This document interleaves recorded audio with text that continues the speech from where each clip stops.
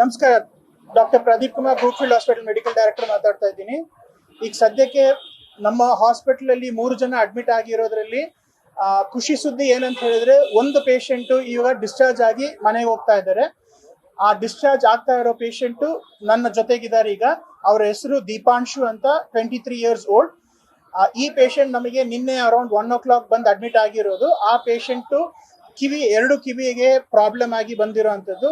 ಅವರಿಗೆ ನಮ್ಮ ಡಾಕ್ಟರ್ಗಳು, ENT ಸರ್ಜನ್ ಮತ್ತೆ ಜನರಲ್ ಸರ್ಜನ್ ಅವರೆಲ್ಲ ಪರೀಕ್ಷೆ ಮಾಡಿ ENT ದಲ್ಲಿ ಅವರಿಗೆ ಒಂದು ಕಿವಿಯಲ್ಲಿ ಪರದೆ ತೂತಾಗಿ ಇನ್ನೊಂದು ಕಿವಿಯಲ್ಲಿ ಒಂದ್ ಸ್ವಲ್ಪ ರಕ್ತ ಹೆಪ್ಪು ಕಟ್ಟಿರೋದು, ಆ ಒಂದು ಡಯಾಗ್ನೋಸಿಸ್ ಮಾಡಿರೋದು. ಅದ್ರ ಜೊತೆಗೆ ಅವರಿಗೆ ಈ ತೊಂದರೆ ಆಗಿರೋದ್ರ ಬಗ್ಗೆ ಅವರಿಗೆ ಯಾವುದೇ ಒಂದು ಗಮನಕ್ಕಿಲ್ಲ. ಅದ್ರ ಜೊತೆಗೆ ಅವರಿಗೆ ಆ ಸಂಭಾವನೆ ನಡೆದಿರೋದ್ರಿಂದ ಅವರಿಗೆ ಒಂದು ಸ್ವಲ್ಪ ಮಾನಸಿಕವಾಗಿ ಒಂದು ಸ್ವಲ್ಪ ಸ್ಟ್ರೆಸ್ ಇಂಡ್ಯೂಸ್ಡ್ ಫಿಯರ್ ಫ್ಯಾಕ್ಟರ್ ಇದೆ.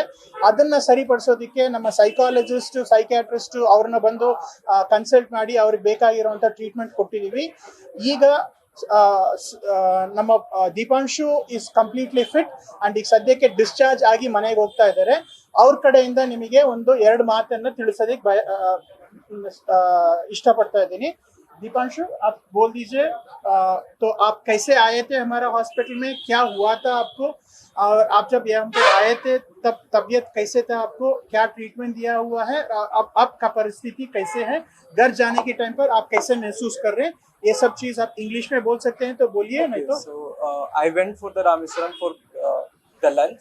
As soon as I finished the lunch, I went back to take my laptop back, and the sound happened. After that, I became unconscious. I was not able to hear anything. I was not able to think anything. So I went outside from the cafe in a hurry, and after that, someone helped me to take an auto and come to this hospital. And from that time, when I come, the doctors were very helpful, and they diagnosed me. And I had some hearing issue that is completely fine by now. So yeah, I am very fit for now. I mean, from now. So I had a psychiatrist also, and he clarified that I don't have any problems for now. So yeah, that's okay. Thank you so much. News first, ನಿರ್ಭೀತಿಯಿಂದ ನಿಮ್ಮ ಪರವಾಗಿ.